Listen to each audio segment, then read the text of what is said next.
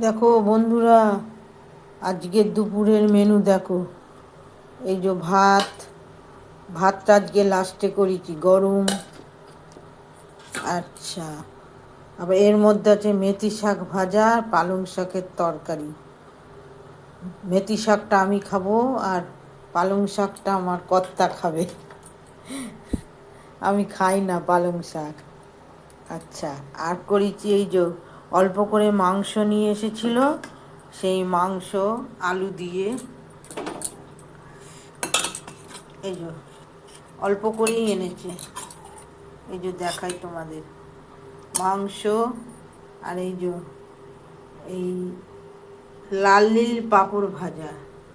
এটা খেতে খুব ভাল লাগে। আর এনেছি আজকে একটু সকালবেলার দিকে ওই ছানার পায়েস। দেখো কেমন লাগলো বলো আজকের দুপুরের মেনুটা।